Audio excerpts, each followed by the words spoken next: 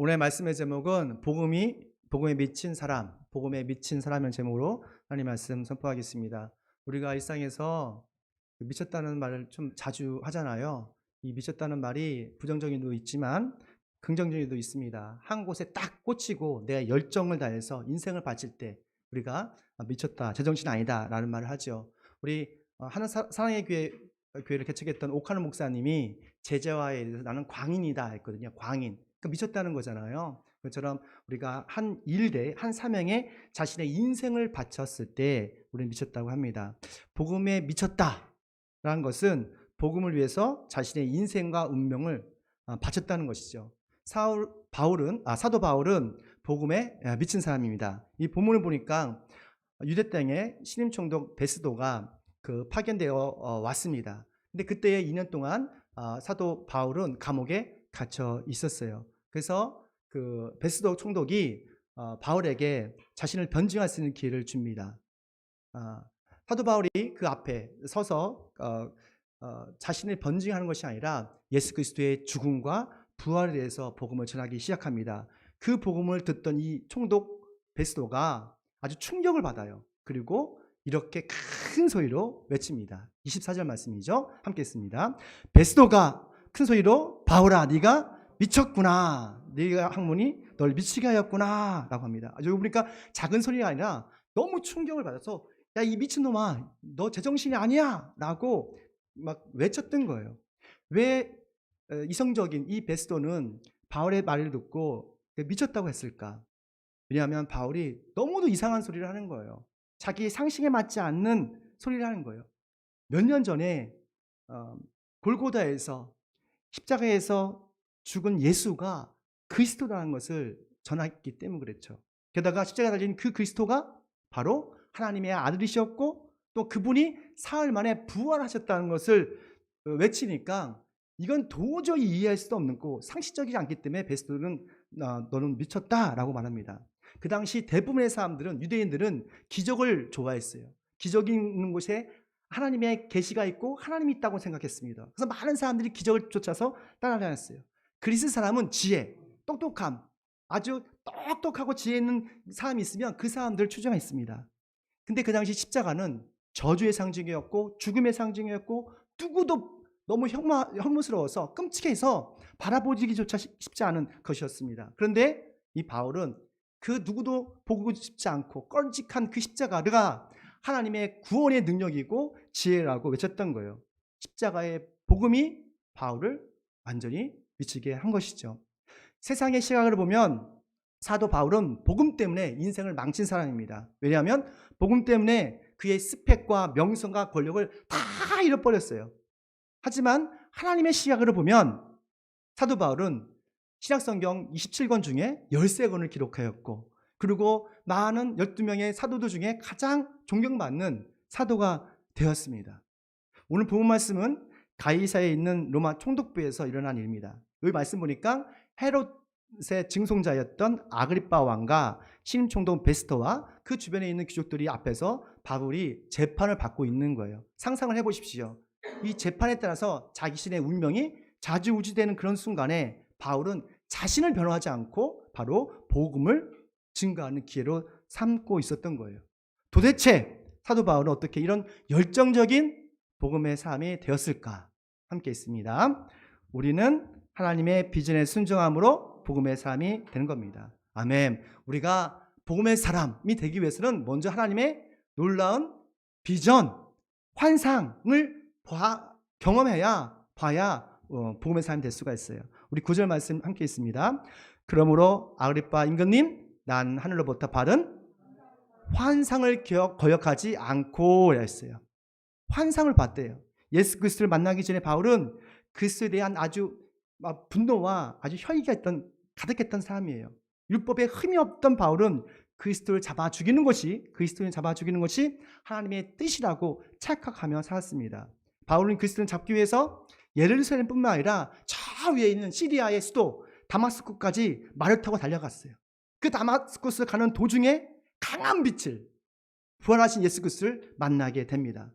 그 환상을 본 후에 바울의 인생은 복음을 핍박하는 삶이 아니라 복음에 헌신하는 사람이 되는 것을 보게 돼요. 오늘 말씀 보니까 하늘로부터 받은 환상이라잖아요. 환상. 이것은 하나님의 비전, 영어로 보니까 비전이라고 말하고 있죠. 성경은 비전 없는 민족은 망한다고 했어요. 아무리 나이가 어리더라도 비전이 없으면 그 인생은 너무도 늙은 거예요. 그리고 아무리 나이가 많아도 비전이 있으면, 꿈이 있으면 그 사람은 젊은 거예요. 선명한 비전만 있으면 어떤 어려움도 역경도 넉넉히 이겨나갈 수 있어요. 그리고 복음 앞에서 다시 일어설 수가 있는 겁니다. 하나님의 비전은 세상의 성공과 스펙과 명성보다 더 가치 있는 목적이 있었어요. 그래서 하나님의 비전은 우리가 살아야 할 존재의 이유를 알려주는 거예요.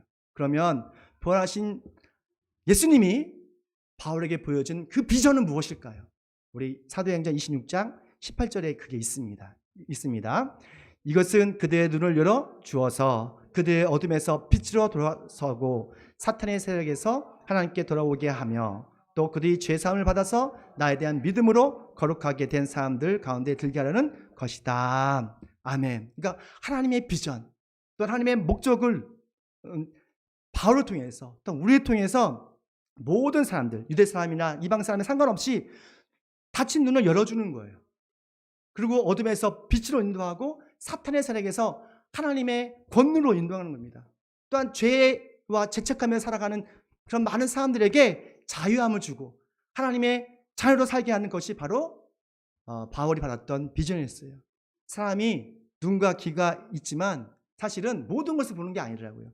관심 있는 것만 보고 듣게 되는 것을 보게 돼요.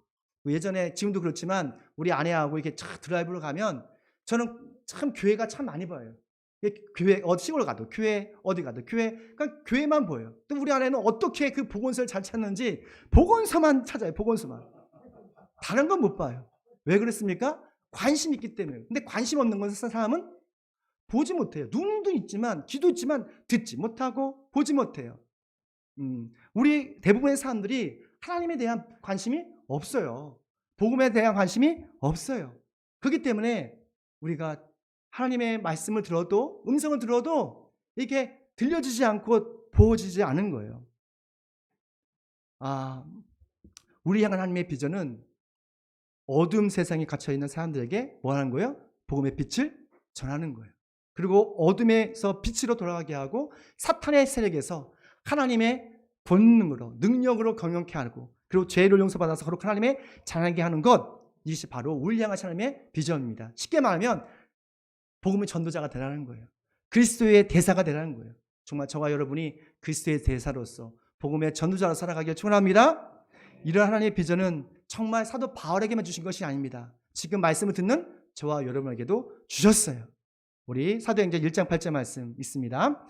성령이 너에게 내리시면 너희는 능력을 받고 예루살렘과 온 유대와 사마리아에서 그리고 마침내 땅끝까지 이르러 내 증인이 될 것이다. 아멘. 이 말씀 예수님이 승천하기 바로 직전에 거기에 모여있던 모든 사람들에게 하신 말씀입니다. 하나님의 비전을 정확하게 짚어주셨어요. 하나님께서 우리 향하신 비전, 목적은 우리가 믿음으로 순종할 때 복음의 사람이 될 걸 믿습니다. 그러면 우리는 사도 바울처럼 영광스러운 복음의 사람이 될 걸 믿습니다. 정말 하나님의 특별한 사랑과 또한 능력을 받는 복음의 사람이 되시길 축원합니다. 그럼 우리가 어떻게 이 복음, 우리의 향하신 하나님의 비전, 이 비전을 전할 수 있을까요? 어디서부터 시작할 수 있을까요? 그것은 바로 우리의 매일 일어나는 일상에서부터 시작해야 돼요. 먼 외국이 아니라 바로 지금 이 순간 이곳에부터, 여러분의 가정부터 시작되는 겁니다. 우리 함께 있습니다. 우리는 하나님의 비전을 받은 현장에서 복음을 전한다. 아멘.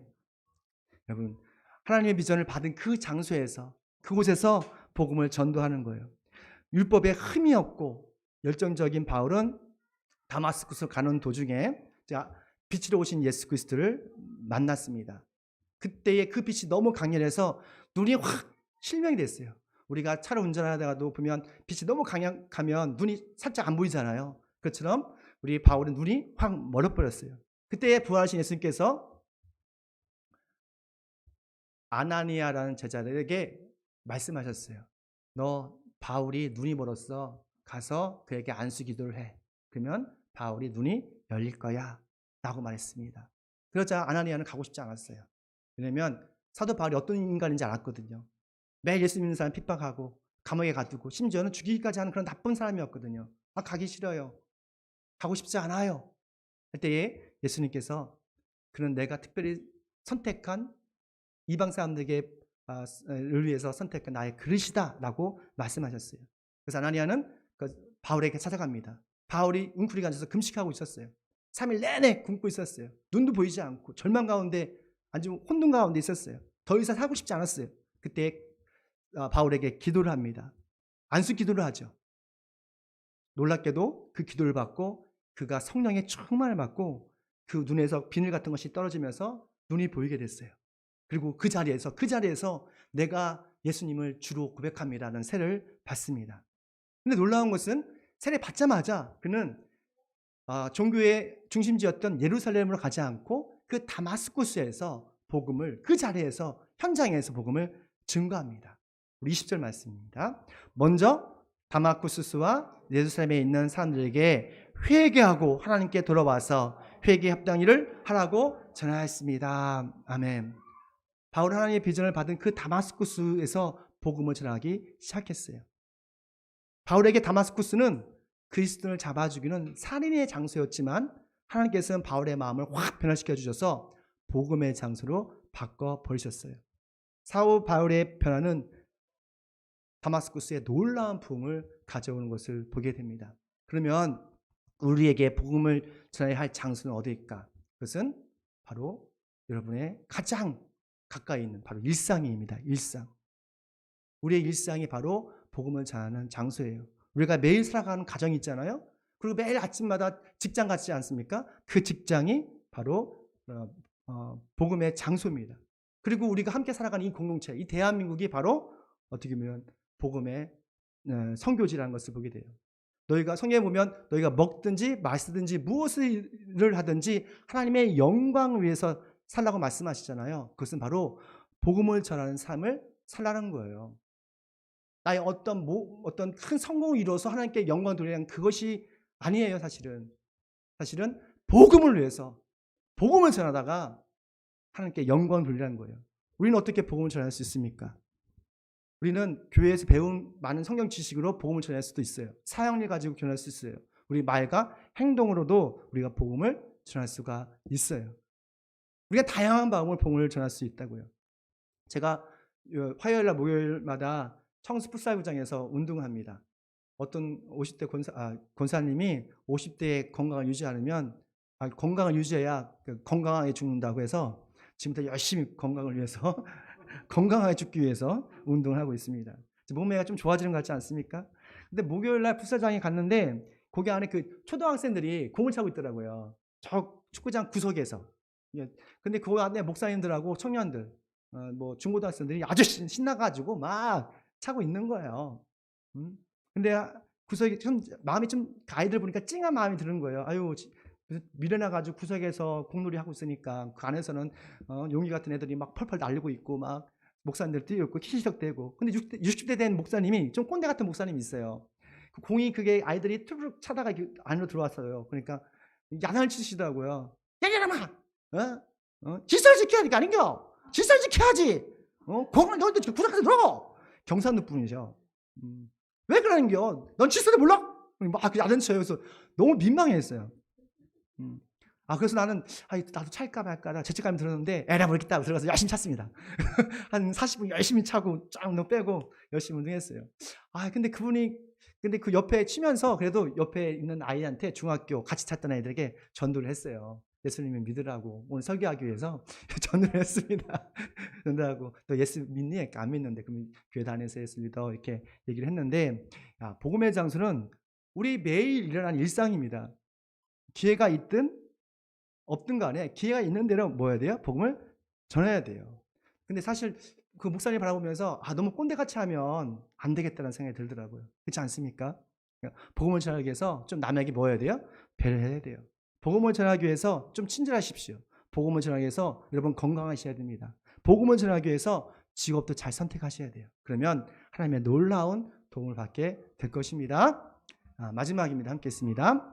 우리는 하나님의 도움으로 복음 전도를 완수한다. 아멘. 그러니까 하나님의 도움 없이는, 하나님의 은혜 없이는 단 하루도 살 수가 없고 우리가 계획한 모든 사역들이 되어지지가 않습니다.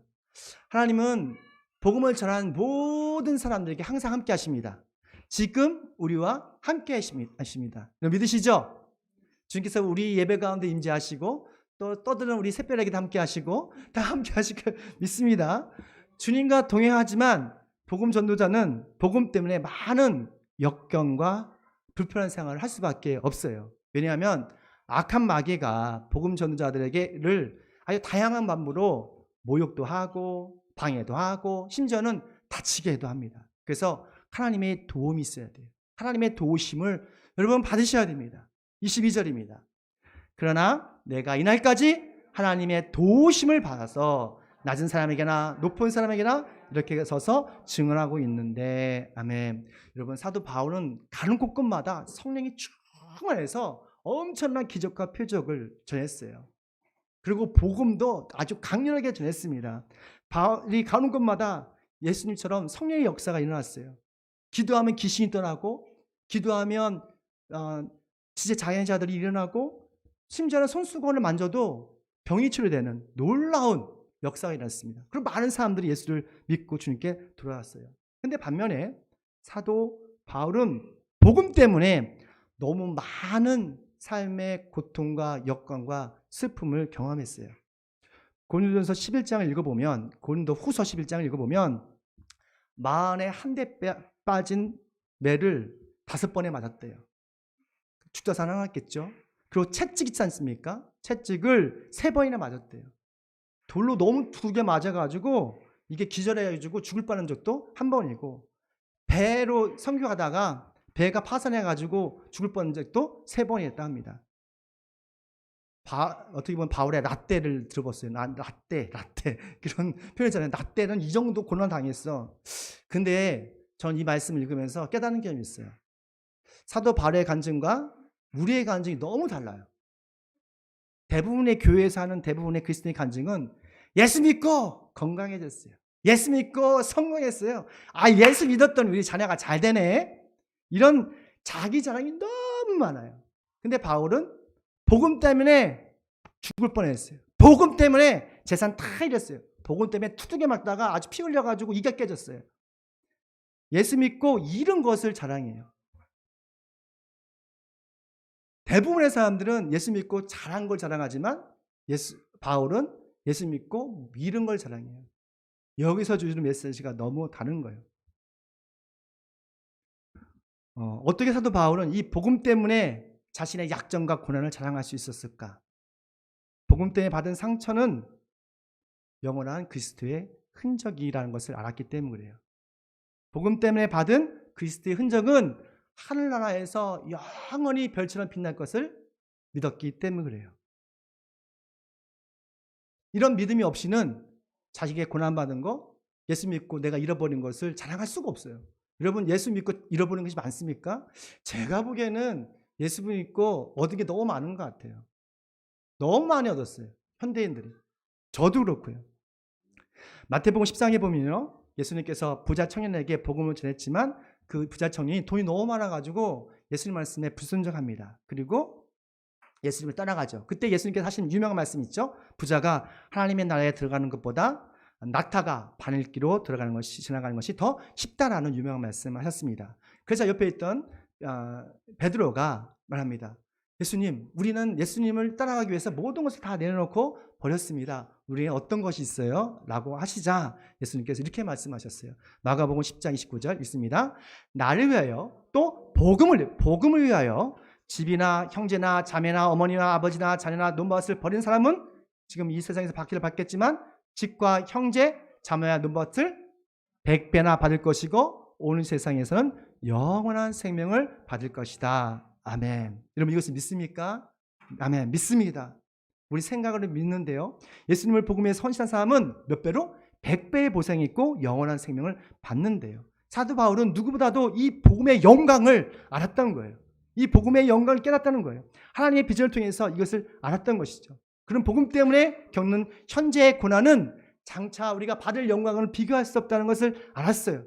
우리가 복음을 위해서 헌신할 때, 복음을 위해서 우리가 고난당할 때에, 복음 때문에 우리가 많이 아프고 지쳐있을 때, 그것은 하늘에서 100배의 열매가 있고 100배의 보상이 있고 영원한 생명, 바로 부활하신 예수 그리스도의 형상이 회복되는 것을 믿었다는 거예요. 여러분도 복음에서 희생한다면 이런 영광을 받을 걸 믿습니다. 하나님께서는 우리가 얼마나 많이 버는 것에 관심이 없으십니다. 그리고 우리가 얼마나 많이 배워져 있는 것, 얼마나 지식이 많은 것, 그거 관심이 없으세요. 그리고 우리가 얼마나 유명해지는 것 별로 관심이 없으세요. 하나님 관심은 딱 한 가지입니다. 하나님께서 우리에게 주신 시간, 재능으로 복음을 위해서 무슨 일을 했는지에만 관심이 있어요. 하나님께서 여러분에게 시간을 주셨습니다. 또한 재능을 주셨습니다. 그거 가지고 무엇을 했는가? 대부분의 것이 나를 위해서 했을 거예요. 하나님께서는 이것을 물으실 거예요. 내가 너에게 준 시간과 내가 너에게 주신 재능과 그런 너의 사명을 통해서 무엇을 했느냐? 복음 전도는 있잖아요. 왜 영광스럽냐면 하나님의 사랑과 이웃 사랑을 동시에 실천할 수 있기 때문에 그래요. 우리 잠시 동안 생각을 해봤으면 좋겠어요. 하나님께서 주신 시간과 재능으로 무엇을 했는가? 하나님께서 보여주신 비전대로 복음을 살지 않았다면 오늘 이 시간 회개하시면 좋겠습니다. 그것은 성경적으로 잘못된 신앙이에요. 우리의 잘못된 신앙을 회개하고 복음을 위해서 살아가기 축원합니다. 우리 인생의 목적이 복음이 되길 소망합니다. 우리 살아가야 하는 이유가 복음이 되길 소망합니다.